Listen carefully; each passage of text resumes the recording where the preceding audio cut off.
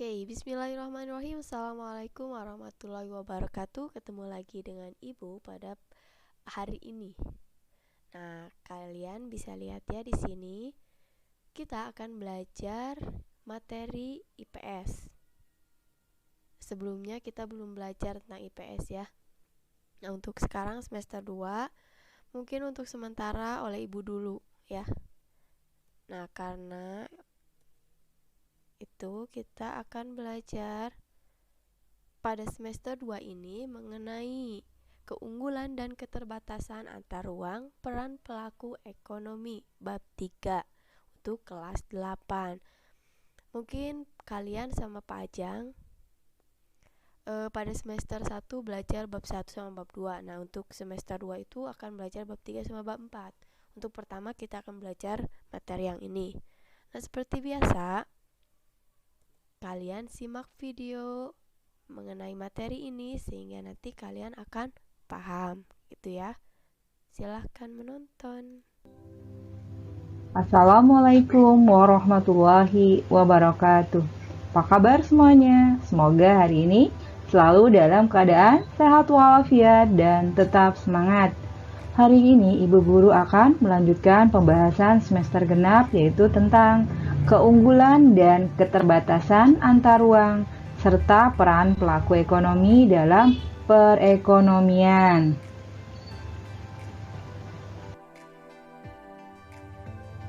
Tujuan pembelajarannya adalah: yang pertama, siswa dapat menjelaskan keunggulan dan keterbatasan antar ruang dalam permintaan.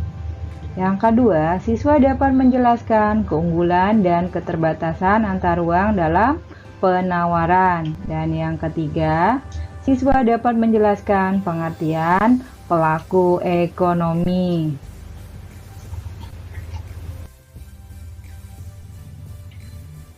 Apa saja keunggulan dan keterbatasan antar ruang dalam permintaan dan penawaran? A. Keunggulan dan keterbatasan antar ruang dalam permintaan. Permintaan adalah keinginan yang disertai oleh kemampuan untuk membeli barang atau jasa pada tingkat harta dan waktu tertentu. Kebutuhan dan permintaan dapat tercipta berdasarkan ruang. Lokasi di mana seseorang berada dapat menciptakan kebutuhan dan permintaan. Contoh, masyarakat kota dan masyarakat desa kebutuhannya berbeda. Bagi masyarakat kota, telepon pintar atau smartphone merupakan suatu kebutuhan yang penting, sehingga terdapat permintaan yang cukup tinggi. Adapun masyarakat desa, telepon pintar mungkin bukan suatu kebutuhan yang penting. Ya, selanjutnya, kebutuhan dan permintaan dapat terjadi antar ruang yang berbeda wilayah. Wilayah perdesaan memiliki kebutuhan dan permintaan yang berbeda dengan wilayah perkotaan. Ya, perhatikan contohnya.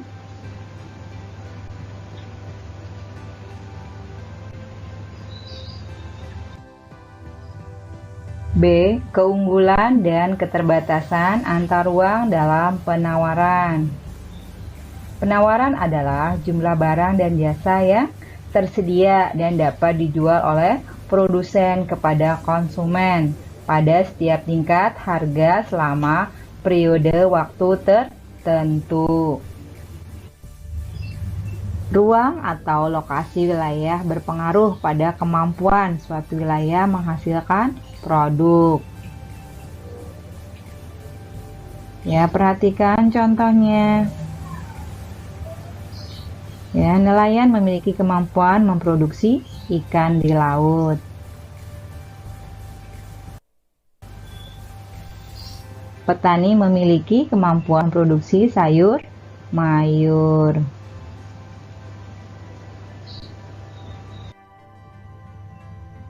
Apa yang dimaksud pelaku ekonomi? Untuk mengetahui siapa saja pelaku ekonomi, amati contoh berikut ini. Selanjutnya itu pelaku ekonomi. Ya, ini beberapa contoh pelaku ekonomi, itu produsen mengemasi pupuk yang mau dijual. Terus ada membeli makanan di kantin sekolah. Ada distribusi barang ke konsumen. Dan ada penarikan pajak oleh pemerintah. Ya, ini contoh-contoh pelaku ekonomi. Jadi, pengertian pelaku ekonomi adalah individu-individu atau lembaga yang terlibat dalam proses kegiatan ekonomi. Pelaku ekonomi itu dibagi menjadi ada produsen, distributor, dan konsumen.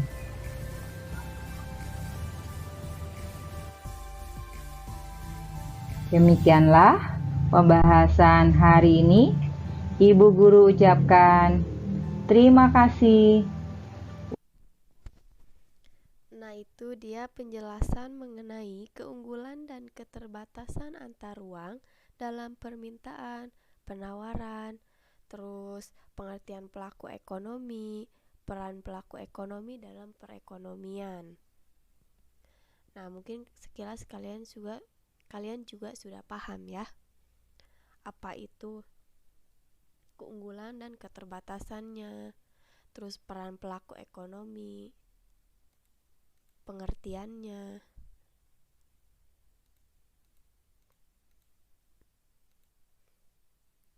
Nah, di sini apa saja keunggulan dan keterbatasan antar ruang dalam permintaan dan penawaran? Nah, di sini ada permintaan, terus ada penawaran. Keunggulan dan keterbatasan antar ruang dalam permintaan. Apa di sini ya? Kita lihat. Nah, permintaan adalah keinginan yang disertai oleh kemampuan untuk membeli barang atau jasa pada tingkat harta dan waktu tertentu. Ini untuk permintaan. Permintaan itu kalian juga udah tahu ya, keinginan yang disertai oleh kemampuan. Jadi, adanya keinginan tapi kalian juga mampu untuk membeli barang tersebut, jasa tersebut, entah mampu harta, waktu, seperti itu kondisi. Itu untuk keunggulan dan keterbatasan antar ruang dalam permintaan. Lalu ini kebutuhan dan permintaan dapat tercipta berdasarkan ruang. Nah, ini berdasarkan ruang itu tempat, berdasarkan tempat. Nah, di sini lokasi di mana seseorang berada dapat menciptakan kebutuhan dan permintaan. Nah, di mana misalkan kalian berada di kota, pasti kebutuhan dan permintaan kalian itu berbeda dengan teman kalian yang berada di desa. Seperti itu. Nah, ini contoh di sini. Kehidupan di kota, smartphone itu sangat dibutuhkan. Tapi kalau di desa, tanpa smartphone pun mereka baik-baik saja. Karena menurut mereka smartphone itu bukan kebutuhan untuk mereka yang ada di desa. Lalu, kebutuhan dan permintaan dapat terjadi antar ruang yang berbeda wilayah. Wilayah pedesaan memiliki kebutuhan dan permintaan yang berbeda dengan wilayah perkotaan. Pasti ya, di desa dan di kota akan beda kebutuhannya. Nih, contohnya untuk di desa, mereka menanam padi. Kalau di kota kan enggak ya. Terus ini hasil pertaniannya, kita makan sendiri. Itu untuk yang permintaan. Nah, sekarang penawaran, keunggulan dan keterbatasan antar ruang dalam penawaran.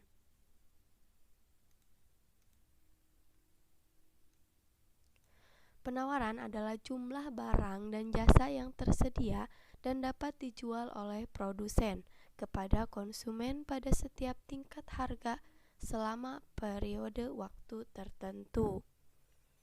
Kalian juga udah tahu ya, tawar-menawar berarti antara penjual dan pembeli, yang mana akan adanya kesepakatan harga pada periode waktu tertentu. Ketika kalian membeli, kalian menawar, lalu ada kesepakatan deal dengan harga sekian. Itu untuk penawaran.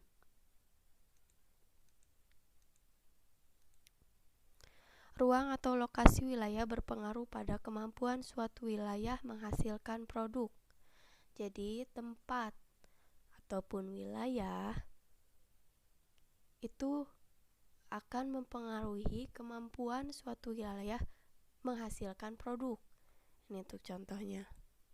Nah, di pantai, wilayah pantai pastikan akan produksi ikan. Seperti itu. Sebentar. Lalu nih, petani di pegunungan. Ini hasil produknya. Jadi tergantung bagaimana daerahnya.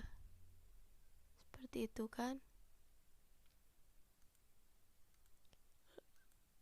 Tuh, petani memiliki kemampuan memproduksi sayur mayur. Lalu apa yang dimaksud pelaku ekonomi?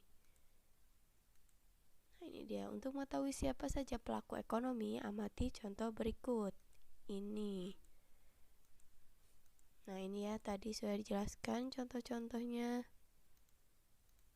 Lalu ini pengertiannya. Pelaku ekonomi adalah individu-individu atau lembaga yang terlibat dalam proses kegiatan ekonomi. Nah, pelaku ekonomi dibagi menjadi 3 tadi. Produsen, distributor, dan konsumen. Itu dia ya. Untuk materi ini IPS, keunggulan dan keterbatasan antar ruang serta peran pelaku ekonomi dalam perekonomian. Mungkin segitu untuk materi yang ini. Terima kasih sudah mau menonton. Terima kasih sudah mau memahami materi ini. Wassalamualaikum warahmatullahi wabarakatuh.